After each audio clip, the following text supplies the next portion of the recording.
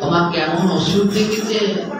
বলে ভক্তের যদি হাত না থাকে গোবিন্দের সেবা দেবে কি করে? আর যদি ভক্ত গোবিন্দ সেবা না দেয় গোবিন্দ তো অচল হয়ে পড়বে। তো মেধাসুরের পিতা চায় গোবিন্দকে পরাজিত করতে, আর পরাজিত করবার উপায় পেয়েছে ভক্তের হাত না থাকা। বলে যাও মেধাসুর, জগতে যত কৃষ্ণ ভক্ত আছে সবার হাত কেটে নিয়ে আসো।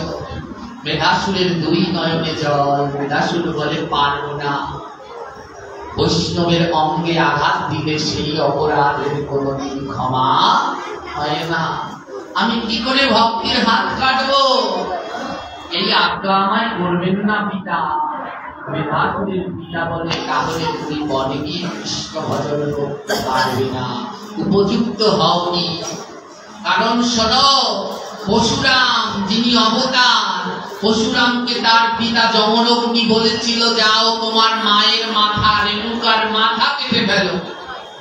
পরশুরাম পিতৃ আজ্ঞা পালন করতে নিজের মায়ের মাথা কেটে ফেলেছিল। ওমা তাই হাতে ওই কুঠারটা বেঁধেছিল।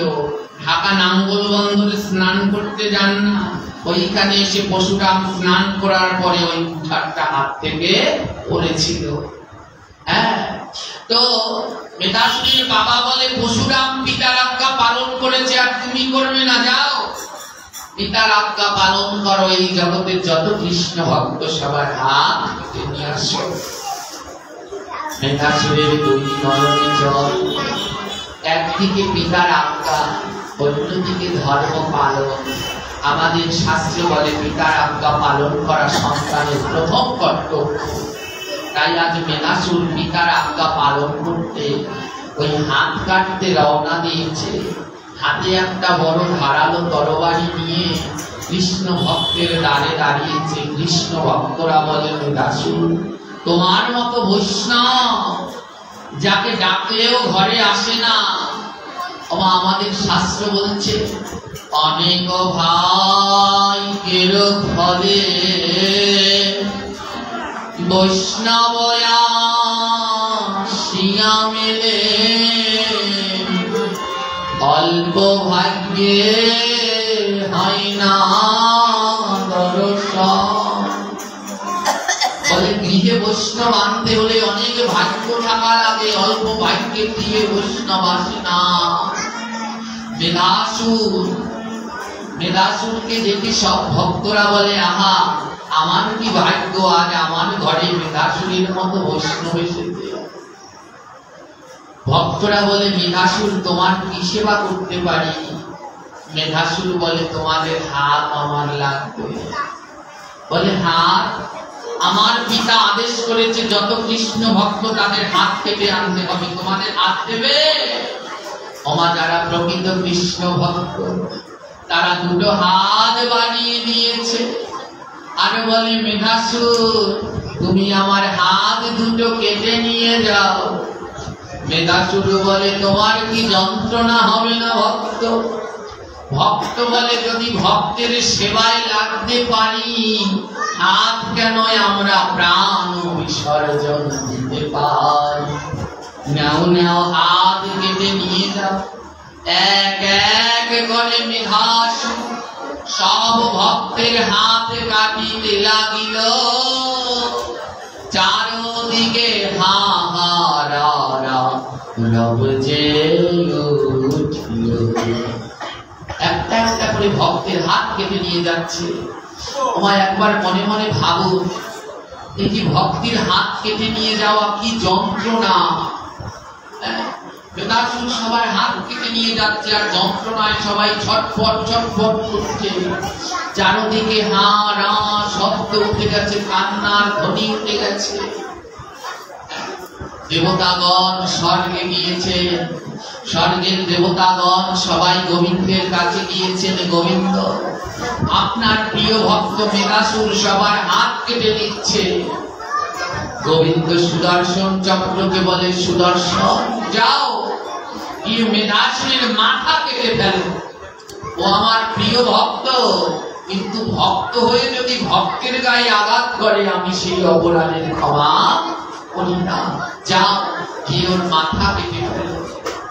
সুদর্শন চক্র তখন ছুটিতে ছুটিতে আইল মেধাসুরের মাথা কাটার জন্য উপস্থিত হইল। মেধাসুর বলে সুদর্শন পারিবে না আমার মস্তক কাটিতে, পিতৃ আজ্ঞা পালন করি পিতার নিকটে। হে সুদর্শন, আমার মাথা তুমি কাটতে পারবে না, কেন জানো? আমি আমার বাবার কথা পালন করছি। সুদর্শন চক্র মেধাসুরের পিছন পিছন চলতে লাগলো। জগতের কৃষ্ণ ভক্তদের হাত কেটে, সব ভক্তদের হাত কেটে মেধাসুর নিয়ে আসলো তার বাবার কাছে। বাবার কাছে এনে ওই সব হাতগুলো বাবার চরণে ফেলে দিয়েছে।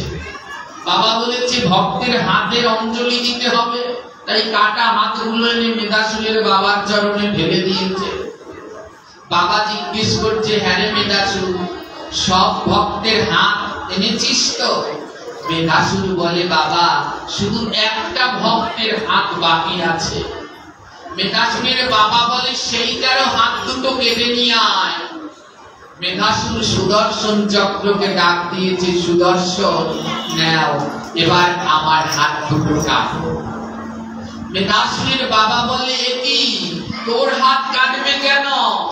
মেধাসুর বলে, বাবা বললাম না একজন বাকি আছে। বাবা বলে, সে কে? মেধাসুর বলে, সেটা হচ্ছে আমি অধর। সব ভক্তের হাত এনেছি, শুধু আমার হাত দুটো বাকি আছে।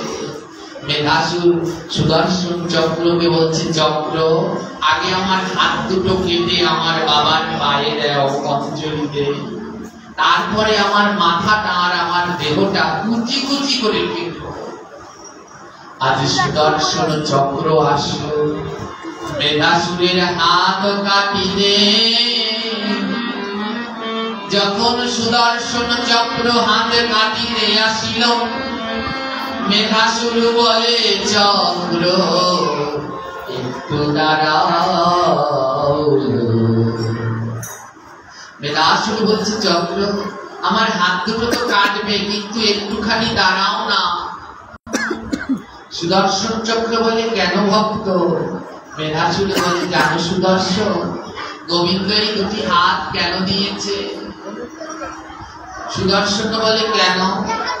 মেধাসুর বলে, এই দুটি হাত দিয়েছে ভক্তের চরণ সেবা করবার জন্য। ভগবান এই দুটি হাত দিয়েছে ভক্তের চরণ ধুলা মাগবার জন্য। ও সুদর্শন, তুমি তো আমার হাত দুটি কেটে দেবে, তাই হাত দুটো কাটার আগে একবার আমায় ভক্তের চরণ ধুলা দিতে দেয়। মেধাসুর সব ভক্তের চরণের কাছে গিয়ে পড়ে ভক্তের চরণ ধুলায় অঙ্গে মারছে, আর চরণ ধরে কেঁদে কেঁদে বলছে, বলে, দাও দাও ভক্ত চরণ ধরে, দাও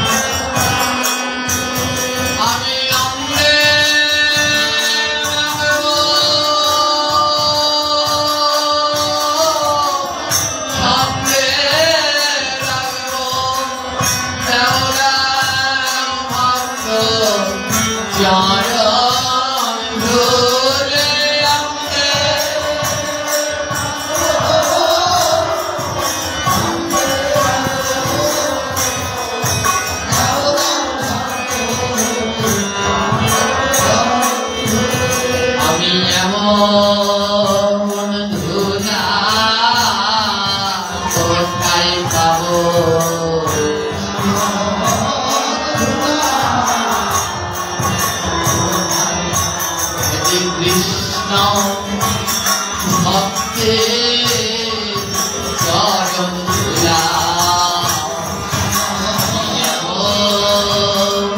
ধুলা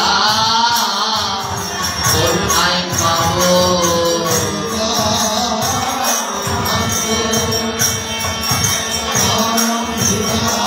হরিবল হরিবল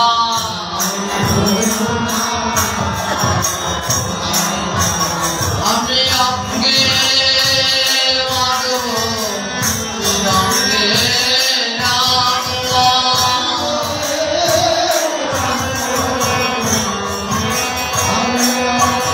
আমি এমন ধুলা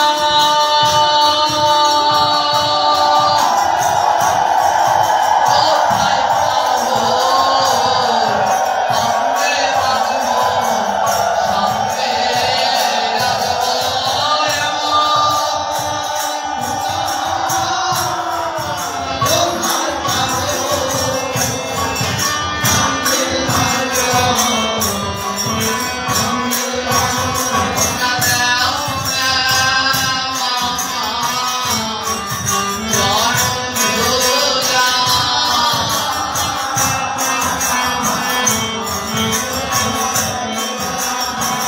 রাখব সব কৃষ্ণ ভক্তের চরণ ধুলা মানছে আর বলে জানো ও ভক্ত আর কিছুক্ষণ পর ওই সুদর্শন চক্র আমার দেহটাকে খণ্ড খণ্ড করে দেবে আর যখন আমি পড়ে যাব এই ভক্তের ধুলা তো আর আমি পাবো না তাই মরার আগে আজ প্রাণ ভরে ভক্তের ধুলা অঙ্গে মাখবো আবার সঙ্গে করে রাখবো ওমা সঙ্গে রাখবে কেন জানো মৃত্যুর পরে আর ভক্ত সঙ্গ পাওয়া যায় না যতদিন দেহে প্রাণ আছে ততদিন ভক্তের চরণ ধুলা মাখতে পারবে মেধাসুর বলে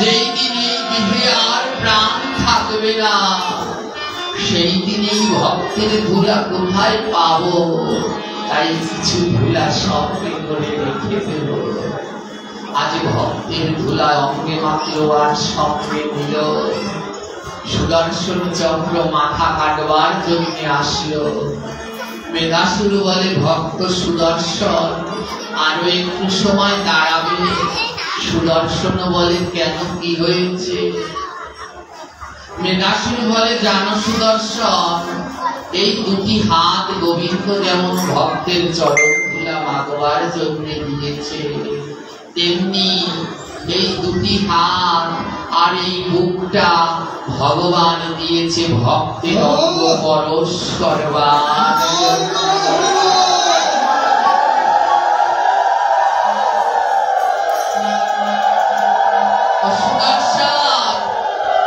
এই দুটি হাত দিয়ে ভক্তকে টেনে বুকের মাঝে জড়িয়ে ধরে ভক্তের পরশ করতে হয় কিছু সময় পরে আমার হাতও থাকবে না দেহেও থাকবে না আমি আমার ভক্তের পরশ ওমা মহাজন বলছে কিছু সময় পরে আপনার আমার দেহেও আর প্রাণ থাকবে না আজ হোক কাল হোক এই দেহ থেকে প্রাণ পাতি একদিন বিদায় নেবে সেদিন চাইলেও আমরা আর ভক্তের পরশ করতে পারবো না তাই মেধাসুরাজ দুটি বাহু বাড়িয়ে দিয়ে যাচ্ছে আর বলছে করে আইরে ভক্ত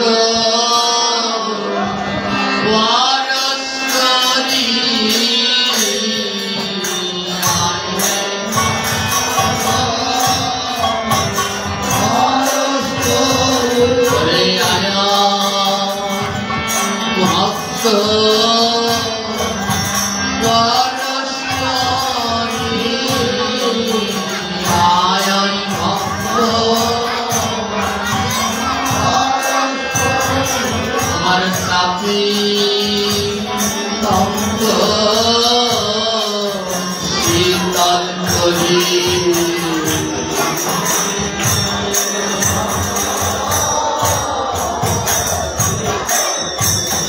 আমার কাপি কঙ্গ শীতল করি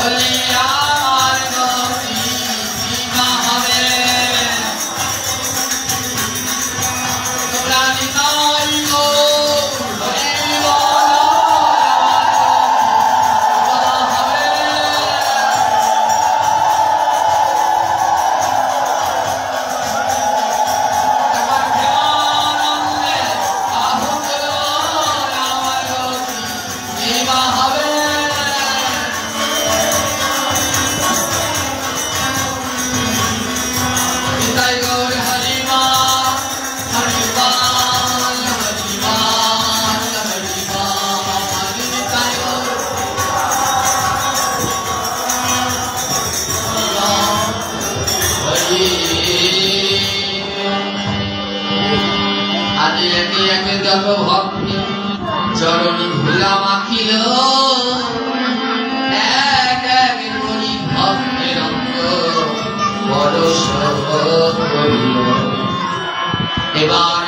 মেধাসুর সুদর্শন চক্রকে ডাকিয়া বলিল, আমার দেহ খানা ছিন্ন ছিন্ন করো, তোমার মনের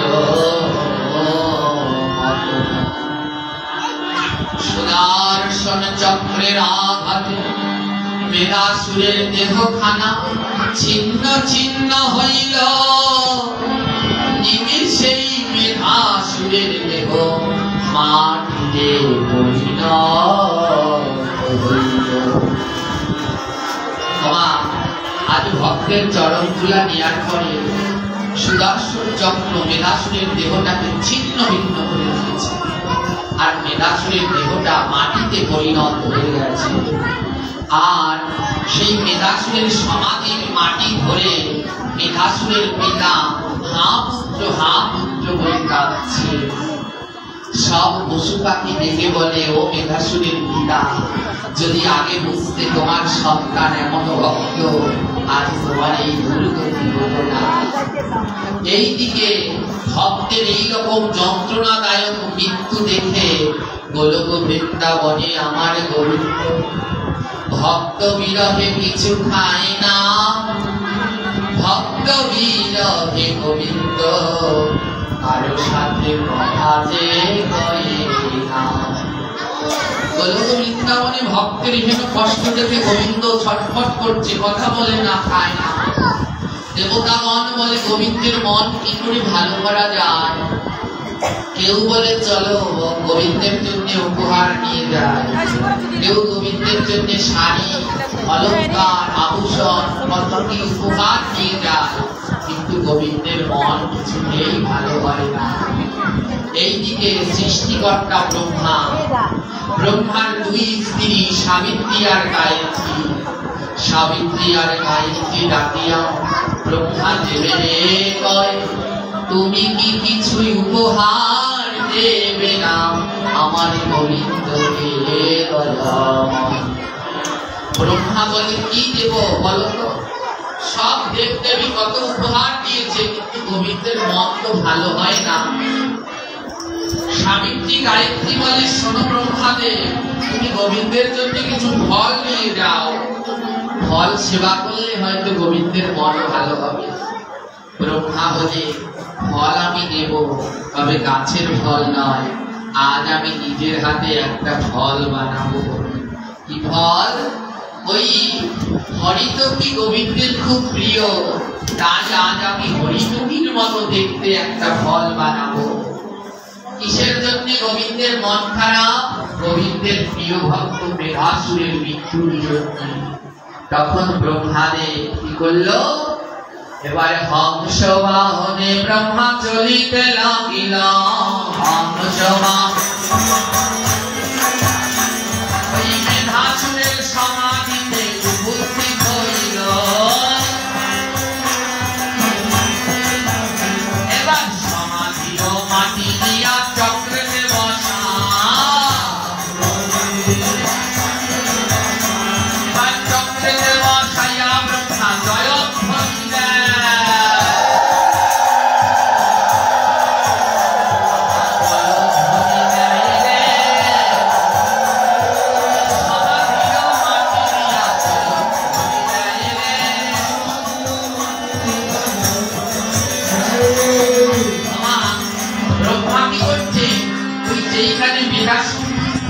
সমাধি হয়েছে, সেই সমাধি দেহটা মাটি হয়ে গেছে। ব্রহ্মা সেই সমাধির মাটি নিয়ে চক্র কিসে বসিয়েছে?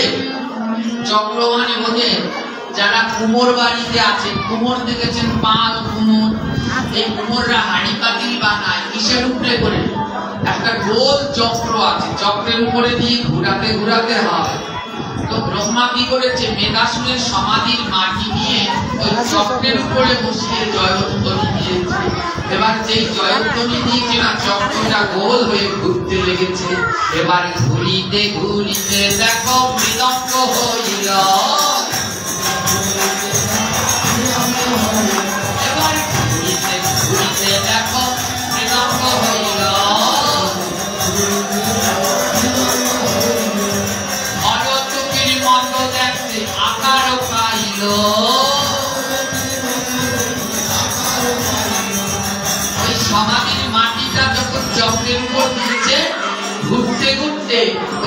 মেধাসুরের সমাধি মাটি, সেই মাটি ঘুরতে ঘুরতে হরতকির মতো দেখতে এই মৃদঙ্গ তৈরি হয়ে গেছে। হ্যাঁ, এর জন্য মৃৎ অঙ্গ মানে মাটির অঙ্গ, মৃৎ মানে মাটি, অঙ্গ মানে দেহ। এই মেধাসুরের সমাধির মাটি দিয়ে তৈরি হলো মৃদঙ্গ। ওমা কতটুকু তৈরি হয়েছে বুঝতে পেরেছেন? এই মৃদঙ্গের সবটা কিন্তু মাটি, কিন্তু দুই পাশটা মাটি না, দুই পাশে কি আছে? চামড়া। আর বাকিটা কি দিয়ে তৈরি? মাটি দিয়ে তৈরি। সমাধি মাটি দিয়ে তৈরি হয়েছে মৃদঙ্গ, কিন্তু দুই পাশে চামড়া না থাকলে তো আর বাজবে না, বাজবে? এবার এইভাবে মৃদঙ্গ তৈরি হয়েছে, ওই যে মাটি দিয়ে তৈরি হয়েছে দেহ অঙ্গ থেকে, তার জন্য নাম হয়েছে মৃদঙ্গ। এবার মৃদঙ্গ তৈরি করে ব্রহ্মা কি করলো? মৃদঙ্গ তৈরি করে করিল হায় হায়, কেমন করে বাজবে ইহা না জানি উপায়। ব্রহ্মা বলে সর্বনাশ, মৃদঙ্গ তো বানালাম কিন্তু দুই পাশে ফাঁকা, এখন তো এইটার দুই পাশে চামড়া আছে। ব্রহ্মা যখন বানিয়েছিল তখন চামড়া ছিল। তো মৃদঙ্গ বানিয়ে ব্রহ্মা হায় হায় করছে, হে ভগবান মৃদঙ্গ তো বানালাম, এবার বাজবে কি করে? দুই পাশেই তো খালি। সেই সময় কি করলো মেধাসুরের বাবা, হ্যাঁ মেধাসুরের বাবা ওই বিঘ্নাসুর ছুটতে ছুটতে এসে ব্রহ্মার চরণ জড়িয়ে ধরেছে। ব্রহ্মার চরণ জড়িয়ে ধরে বলছি, হে ব্রহ্মাদেব আমি অপরাধ করেছি, আমায় ক্ষমা করুন। বলে কি অপরাধ? আমি ভক্তের হাত কেটেছি, আমি আমার পুত্রকে ব্যবহার করে কৃষ্ণ ভক্তদের হাত কাটিয়ে এনেছি। হে ব্রহ্মাদেব আমায় ক্ষমা করে দিন।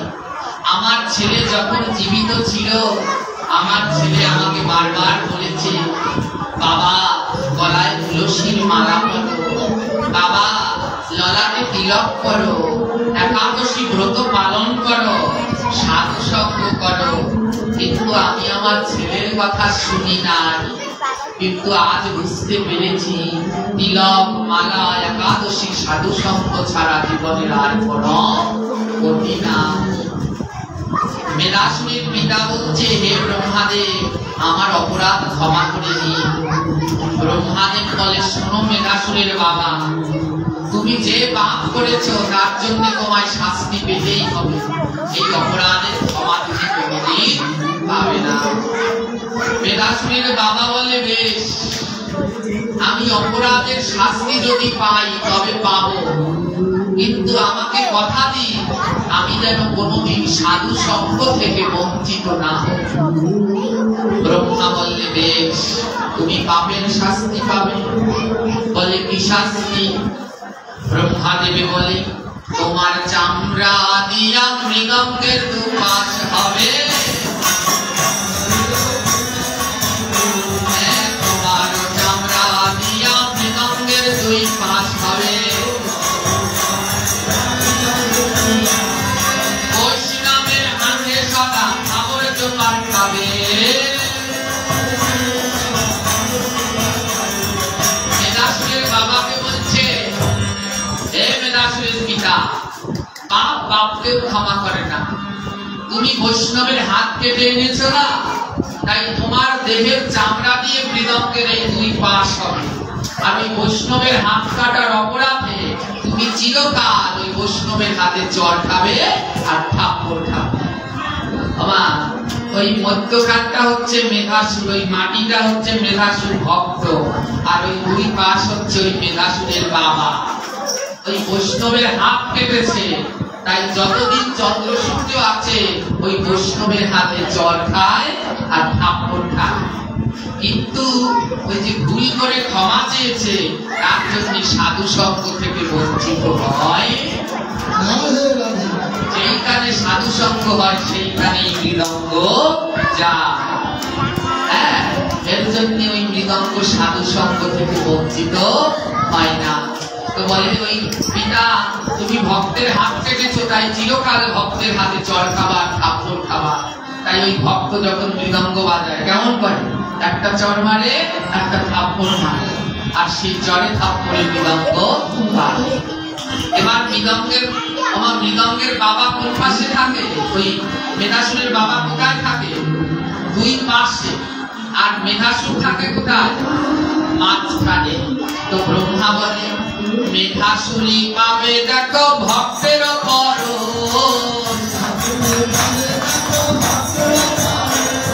পিতা হয়ে দুই পাশে থাকিবে শরণ।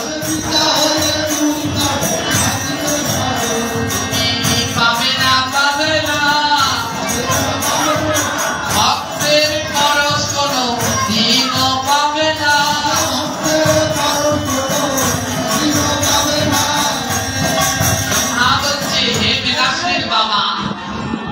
ভক্ত সঙ্গ করতে পারবে কিন্তু ভক্তের পরশ পাবে না। কেন জানো? তোমার ছেলে তোমাকে বারবার বলেছিল বাবা একটু ভক্তের পরশ করো, কিন্তু করো না। তাই ভক্ত সঙ্গ করবে। মেধাসুরের বাবা দুই পাশে থাকবে, ওই খোলের দুই পাশে থাকে, কিন্তু ভক্তের পরশ পায় না। পরশ পায় কে? মেধাসুর। ওই যে সমাধির মাটি, তোমার যারা মৃদঙ্গটা বাজায় কোথায় নিয়ে বাজায়? বুকে। ওই মেধাসুর হচ্ছে ভক্ত, তাই বুকে নিয়ে বাজায়, অর্থাৎ ভক্তের পরশ পায়। কিন্তু বাবা, ছেলে ভক্তের পরশ পায়, কিন্তু বাবা এমন পাপ করেছে দুই পাশে থেকেও ভক্তের পরশ পায়। তাই সময় থাকতে ভক্ত পেলে ভক্তকে যেন বুকের মাঝে জড়িয়ে ধরতে ভুল করো না। হ্যাঁ, এইভাবে কি হলো? এই মৃদঙ্গের সৃষ্টি হলো। এবারে এই মৃদঙ্গ সৃষ্টি করে ব্রহ্মা কি করলো? এই দুই পাশে থাকে মৃদঙ্গের ওই পিতার চামড়া, মধ্যখানে থাকে মেধাসুর। এইভাবে মৃদঙ্গ বানিয়ে ব্রহ্মা এই মৃদঙ্গটা নিয়ে গেলেন বৃন্দাবনে। আর গোবিন্দকে দিয়ে এই মৃদঙ্গটা উপহার দিল, প্রভু এই নেও আমি তোমার জন্য কি বানিয়েছি। গোবিন্দ যখন মৃদঙ্গটা বুকের মাঝে জড়িয়ে ধরল, একসাথে দুই ভক্তের অনুভব পেল। এক সেই হরিদাস, হরিদটির মতো দেখতে, আর একটা মেধাসুরের সমাধির মাটি। দুই ভক্তের অঙ্গ পরশ পেল। তাই গোবিন্দ কি করলো? আজ মৃদঙ্গটা নিল। জগতে প্রথম মৃদঙ্গ বাজিয়েছিল গোবিন্দ। তাই দেখবেন ওই অধিবাসের পদে লেখা আছে, এবার গোবিন্দ মৃদঙ্গ লইয়া বাজায় টাকা থইয়া থইয়া। গোবিন্দ মৃদঙ্গ লইয়া বাজায় টাকা থইয়া থইয়া। চাপালো গোপালে রে, বাজায় বাজায় রে। এই গোবিন্দ মৃদঙ্গ লইয়া টাকা টাকা থইয়া থইয়া।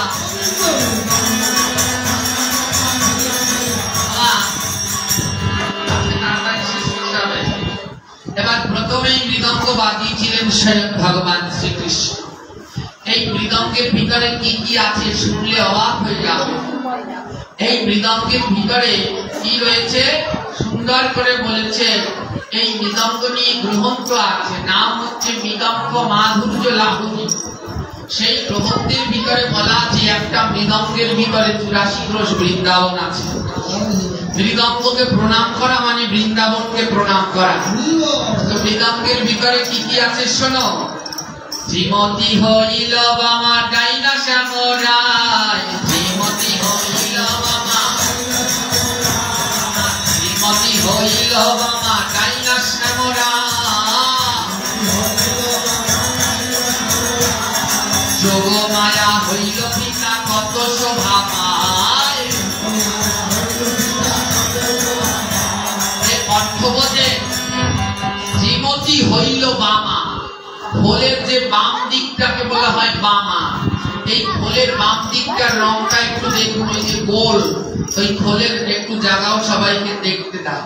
খোলের এই বাম, এখন এই খোল যারা বানায় এরা ওই সব নিয়ম কানুন জানে না, ভুলে গেছে খোলের তত্ত্ব। ওই গোলটাকে, ওই খোলের বাম দিক, ওই বড় দিকটাকে বলা হয় বামা।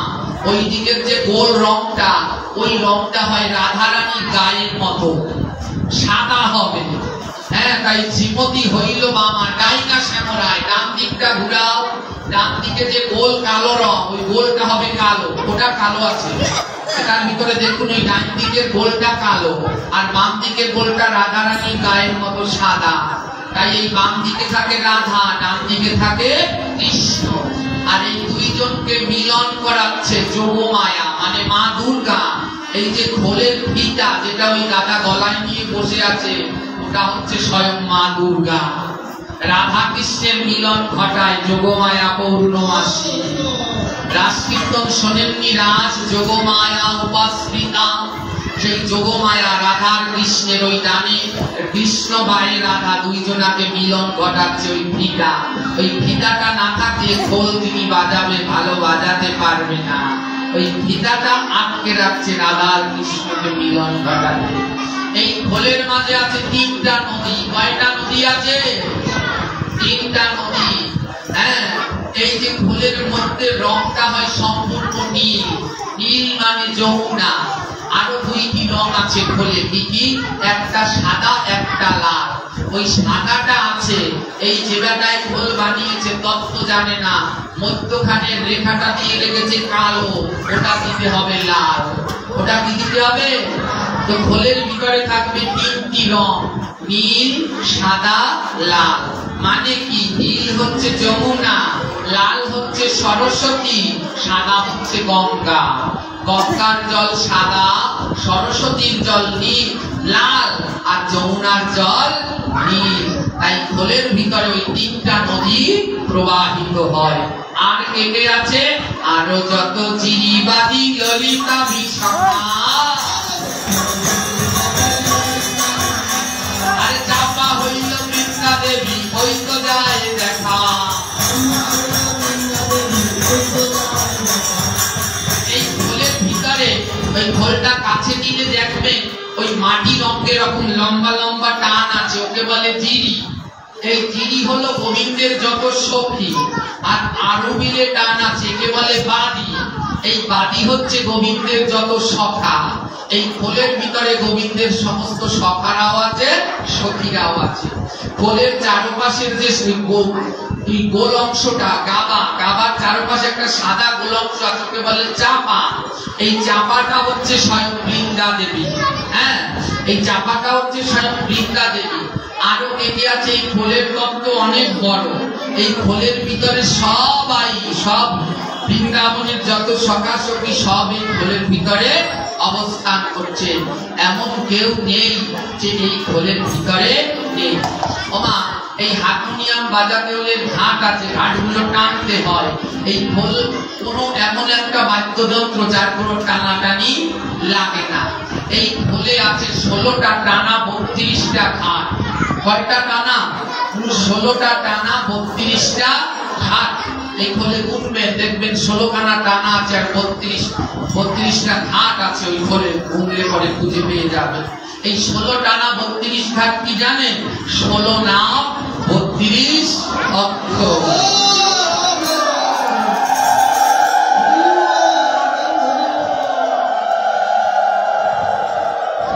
এর জন্যে মহাপ্রভু মৃদঙ্গ যে নিল,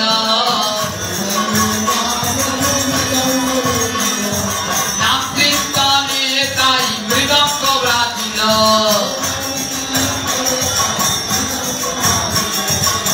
এর জন্যে 16 নাম 32 অক্ষর খোলের ভিতরে ভরা।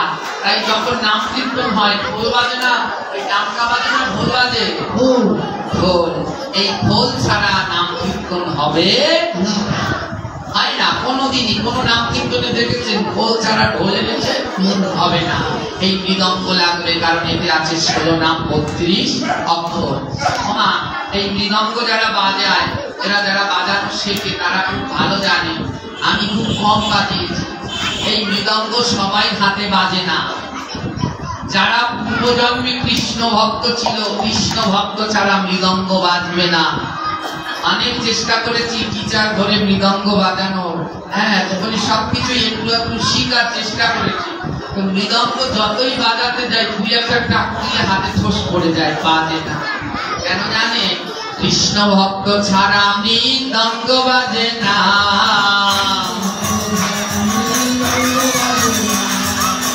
কৃষ্ণ ভক্ত যদি না হয় তাহলে মৃদঙ্গ বাজে না।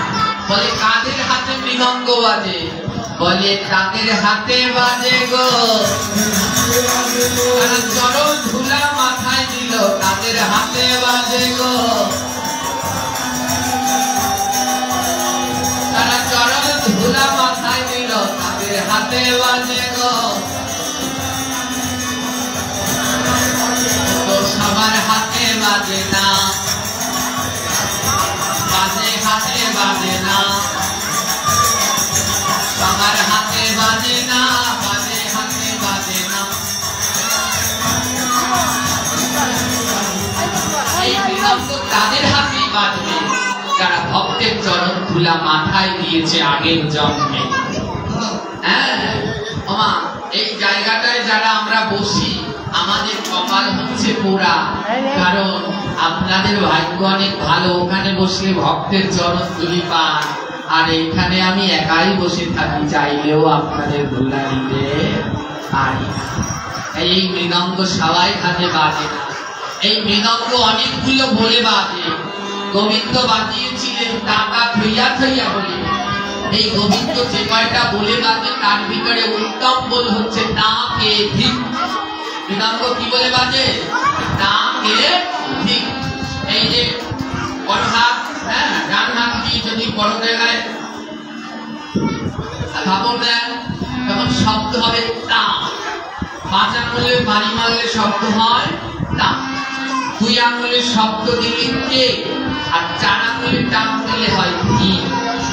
তাকে ঠিক, তাকে ঠিক। এই তাকে ঠিক বলে মৃদঙ্গ মূল বোল। আর অনেক বোল আছে মৃদঙ্গে, কিন্তু প্রধান বোল হচ্ছে তাকে ঠিক, তাকে ঠিক, তাকে ঠিক বলে বাজে। লয় বাজালে লয়, ঢিলায় বাজালে ঢিলা, যেমন বাজাবেন তেমন বাজে। তো মৃদঙ্গের প্রধান বোল হচ্ছে কি তাকে ঠিক। তো মৃদঙ্গ কি বলে বাজে? বলে তাকে ধীর, তাকে ধীর মৃদঙ্গ বাজে, দেখো তাকে ধীর, তাকে ধীর। এই মৃদঙ্গর বোল, এই মৃদঙ্গ বলছে তাকে ঠিক, তাকে ঠিক। এর তত্ত্ব জানে? এ কি বলছে জানেন? বলে তাকে ধীর, তাকে ধীর, যে একাদশী করে না তাকে ধীর, তাকে ধীর, তাকে ধীর, তাকে ধীর, যে একাদশী করে না তাকে ধীর, তাকে ধীর।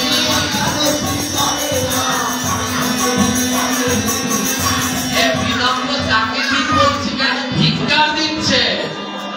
এ মৃদঙ্গ ধিনাই বসা, মৃদঙ্গ ধিক্কার দিচ্ছে। হ্যাঁ তাকে ঠিক, তাকে ঠিক, যে একাদশী করে না মৃদঙ্গ তাকে ধিক্কার দিয়ে বলছে ঠিক তোমার জন্ম, তুমি একাদশী ব্রত করো না। আর তাকে ধিক্কার দিচ্ছে জানেন? যারা তুলসীর মালা পরে না তাকে ধীর, তাকে ধীর, তাকে ধীর, তাকে ধীর। যারা তুলসীর মালা পরে না তাকে ধীর, তাকে ধীর। এই মৃদঙ্গ বলে দেখো তাকে ধীর, তাকে ধীর। এই মৃদঙ্গ ধিক্কার দিচ্ছে।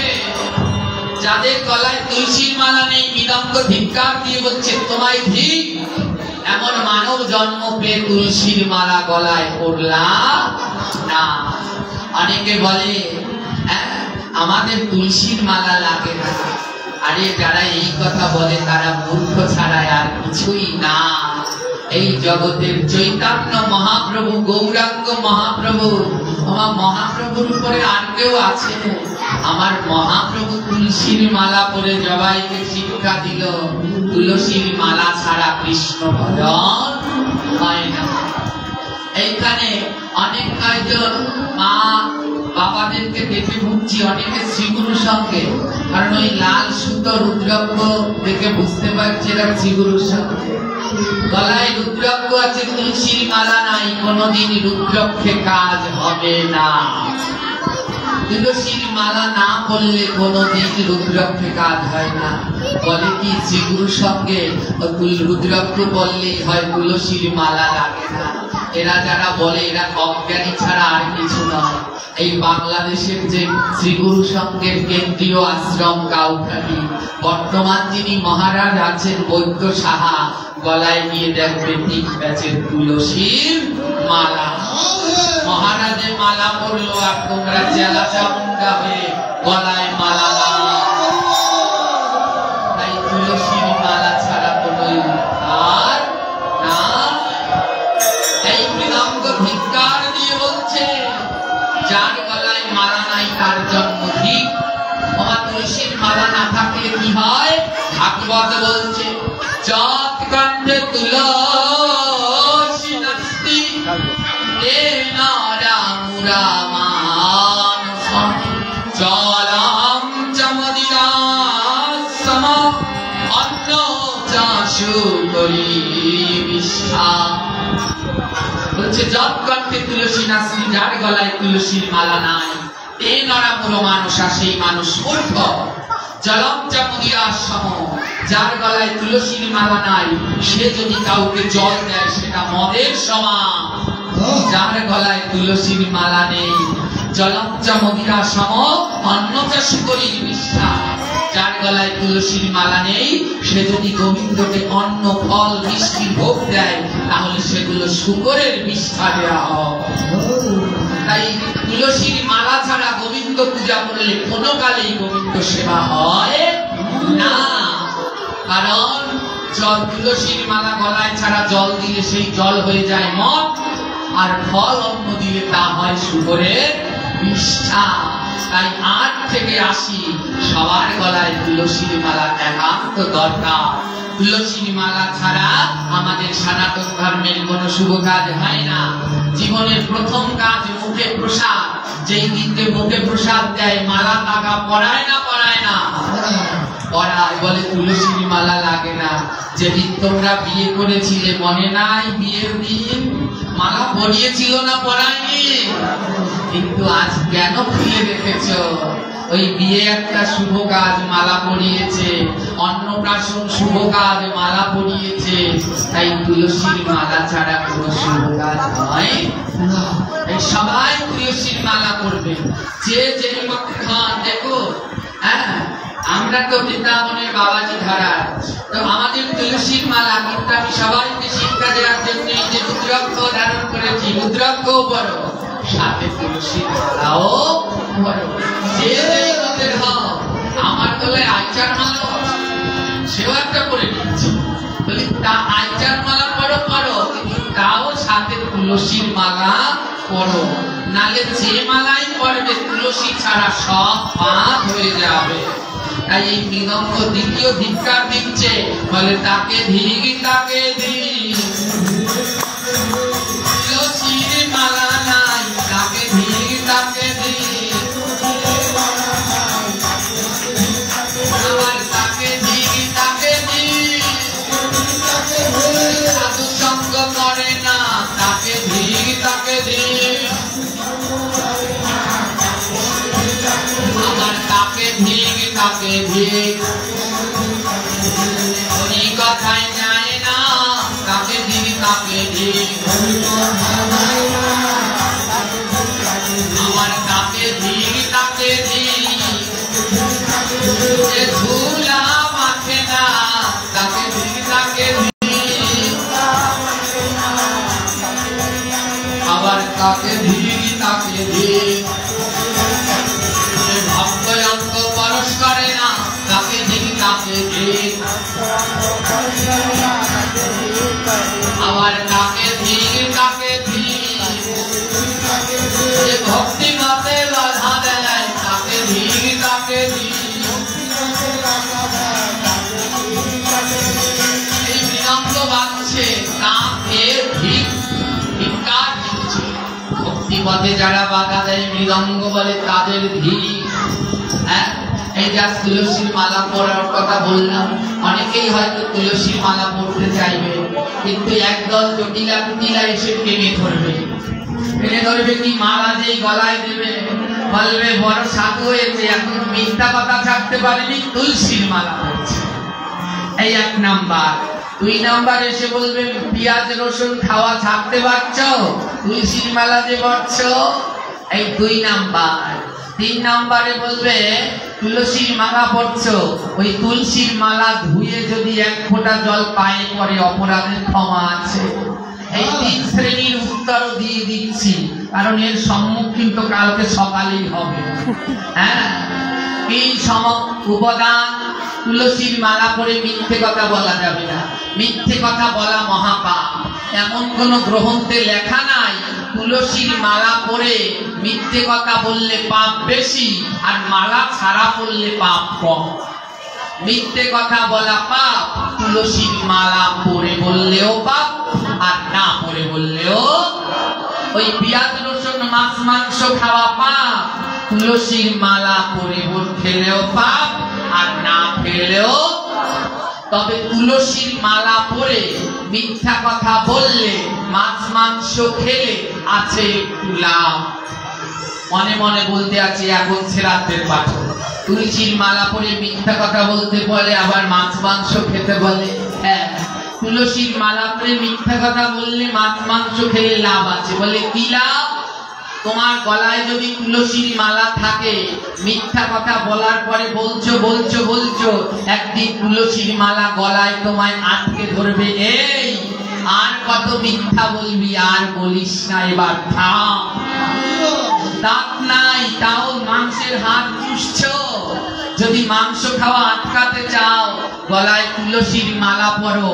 এই মালা একদিন গলার উপরে প্যাঁচ দিয়ে বলবে আর কত খাবি, আমি তোর গলায় আছি, আর খাস না। তাই যদি মিথ্যে কথা বলা বন্ধ করতে চাও, পেঁয়াজ রসুন মাছ মাংস খাওয়া বন্ধ করতে চাও, ভগবানের ভক্তি পথে যেতে চাও, সবার আগে গলায় তুলসীর মালা পরে নাও। আর কি লাভ? সবার আগে তুলসীর মালাগুলো কাকে পরাবে? যারা কম বয়সে ছোট ছোট বাচ্চা ইয়ং ভাই বোন, এদেরকে পরাবেন আগে। কেন জানেন? এই যে 2 দিন পর পর এই গ্রাম আর শহর নাই, আমাদের সনাতন ধর্মের যে বোন আছে, বোনগুলোকে 2-1 দিন পর পর খুঁজে পাওয়া যাচ্ছে না। মা বাপে থানায় গিয়ে ডায়েরি করে আমার মেয়েকে হাইজেক করেছে। কোনো হাইজেক করেনি। 1 মাস 2 মাস পরে খবর পাওয়া যায় ওই করিম আর রহিমের সাথে পালিয়ে গেছে মেয়ে। হ্যাঁ, হাসার কোনো কারণ নেই। আপনার ঘরেরটা যেদিন যাবে সেই দিন বুঝবেন। আজ এমন করে অনেক বাড়ির ছেলে অনেক বাড়ির মেয়ে অন্য ধর্মে চলে যাচ্ছে। এই ধর্মান্তরিত হওয়া থেকে যদি আটকাতে যান, সবার সন্তানের গলায় তুলসীর মালা পরান। যদি আপনার মেয়ের গলায় তুলসীর মালা থাকে, রাস্তা দিয়ে যখন হাঁটবে, অন্য ধর্মের ছেলেরা ওই প্রপোজ করতে আসলে 100 বার ভাববে ওর গলায় তুলসীর মালা আছে, ও সনাতন ধর্মের বাড়ির সন্তান, ওর দিকে চোখ দেয়া যাবে। এই তুলসীর মালা হচ্ছে বেড়া। যদি বাগানে বেড়া দেওয়া থাকে, ওই দুষ্টু গরু ছাগল ফুল ফল নষ্ট করতে পারে না। তাই যাদের গলায় বেড়া নেই, তাদের সন্তানদেরকে নষ্ট করতে, বিপদে যেতে সময় বেশি লাগবে না। তাই সবাই নিজেরাও, মা বাবারাও মালা পরুন, সন্তানদের গলায়ও তুলসীর মালা পরিয়ে দিন। হ্যাঁ, 1 প্যাচ 2 প্যাচ, একটা কণা যা পড়ে তুলসী গলায় ধারণ করে। তুলসী ছাড়া যে আর কৃষ্ণ ভক্তি পাওয়া যায় না। যায়নি তাই আরো আলোচনার অনেক অংশ বাকি আছে, কিন্তু আমাদের সময় শেষ। আজ আমরা এইখানেই আলোচনার বিশ্রাম দেব। তো এইভাবে জগতে এই মৃদঙ্গের সৃষ্টি হলো। আর এই মৃদঙ্গ এবার জয় রাধে গোবিন্দ বলে বাজিতে লাগিলাম।